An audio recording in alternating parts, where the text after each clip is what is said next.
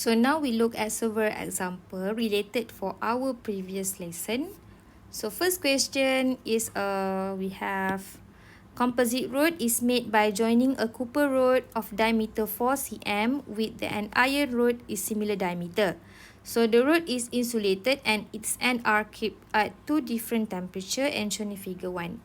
Okay, the coefficient of the thermal conductivity of the copper and the iron are 385 watt per meter per Kelvin and 80 watt per meter per Kelvin respectively. So this is for 385 is for conductivity for copper and 80 is thermal conductivity for iron. So the question asks you to determine the temperature at the joint. Joint means this position. So as you can see that the heat transfer is from higher temperature to the lower temperature. So heat transfer dia akan macam ni. And then bila dia sampai pada steady state sebab dia well insulated, so maksudnya dekat sini T final bagi copper adalah sama dengan T initial bagi iron. So I simbol kat sini adalah sebagai T lah. Okay, T.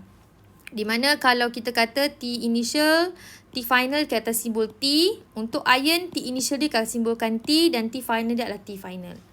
Okay, sebab case dia adalah bila dia suruh kita kira joining dekat sini, so means that temperature for both in steady state adalah sama.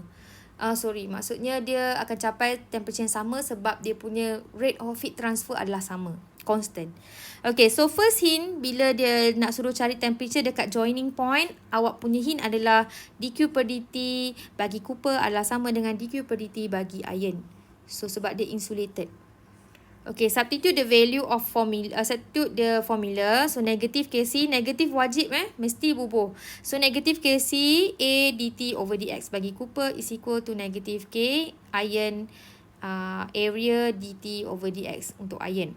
Because they said that the diameter 4 cm with the iron rod is similar diameter. So, I can cancel off the area for both. Okay, also the negative sign here. Cancel off. Okay, finally, Kc is equal to T final minus T initial divided by X for copper. And this is for copper. And then for K iron, T final minus T initial for X iron. So X tu apa? Okay, X tu adalah thickness ni. Length lah, kita panggil length pun boleh. Okay, this is length for copper. This is length for iron. Okay, so make sure that the length that you use must be in SI unit. So 385 is thermal conductivity for copper. So T final for copper is T. T final for copper is T. T minus 160 degrees Celsius. T initial of the copper. So divided by the length of the copper is 8 times 10 to the power of negative 2. And then next for thermal conductivity for iron is 80. And then T final for iron is 40. And then minus with T initial of the iron is T. Simbol dia tu saya tukar. Okay, divided by the length of the iron. So finally, you calculate and factorize all the factor here. So T, you will get 130.06 degrees Celsius. Okay. Alright, so next, number 2, we have a gold iron. Gold iron is in contact with the silver rod. So the gold end and the silver end of the compound rod is 90 degrees Celsius and 30 respectively. So kita ulah gold 90 degrees Celsius and silver is 30 degrees Celsius at the end of the rod. So the silver rod has the thermal conductivity 4 to 7 watt per meter per Kelvin, length 2.5 cm and cross-sectional area 7.85 times 10 to the power of negative 5 meter square. If 341.4 joule heat flow through the gold rod in 10 seconds, calculate the temperature at the contact surface. So, dia nak temperature dekat sini jugalah. Sama macam cara tadi. Cuma beza dia sekarang, they give you the heat flow through the gold rod in 10 seconds. So, this is heat during time. So, means you can dapat dQ per dt bagi gold. dQ is 341.4, heat transfer through a gold bar divided by 10 seconds. So, kita akan dapat 34.14 watt.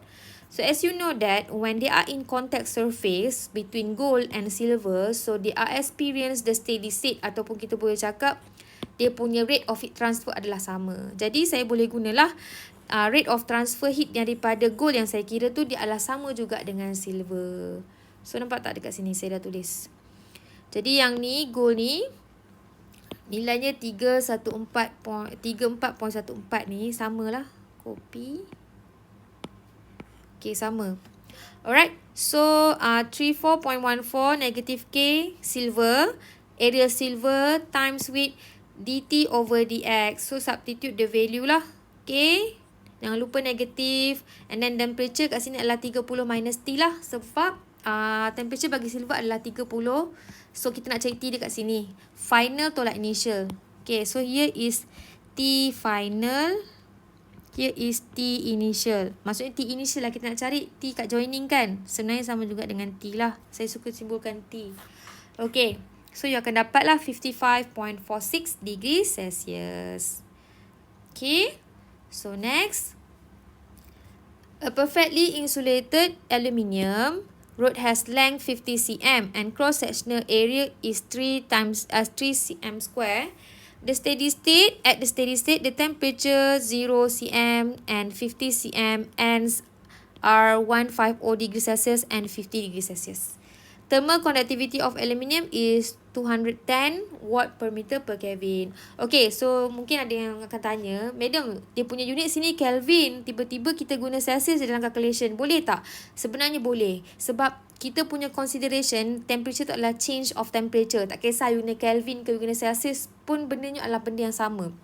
Okay, so tak apa, boleh je guna. Tak perlu tukar pun dalam Kelvin. Okay, next adalah sketch a label diagram of the temperature against distance. Okay, kita lukislah T versus X. So, T dalam Celsius kan. So, 150 dan final temperature ada 50. Jaraknya daripada 0 kepada 0.5. 0.5 maksudnya 50 cm lah. So, dan you lukislah gradient dia turun bawah. Okay, lepas tu next adalah calculate the temperature gradient along the road. Awak boleh gunalah sama ada you kira gradient dia daripada graf pun boleh. Ataupun you terus ambil formula dt over dx adalah temperature gradient. So, change in temperature adalah final tolak initial lah. So, final adalah 50 tolak dengan 150. So, ini satu root yang sama tau. Okay. Final tolak initial 50 tolak 150 bahagi dengan dx adalah jarak dia adalah 50 cm. Daripada starting point to end point. Okay. Starting road to the end road lah. 0.5. So, jawapan adalah negative 200 Kelvin per meter ataupun you boleh tulis negative 200 degrees Celsius per meter. So, yang ni kita kena ada negatif wajib. Okay, wajib negatif. Okay, next calculate the rate of heat flow in the road. Rate of heat flow means that dq per dt is equal to negative Ka dt over dx. So, substitute the value of K 210, area 3 times 10 to the power of negative 4, change in meter square. And then dt per dx you already calculate in B. So, negative 200, I just substitute. And then we get dq per dt is equal to 12.6 watt. Okay, this is the first part. Okay, the second part is about the thermal expansion. We will learn later.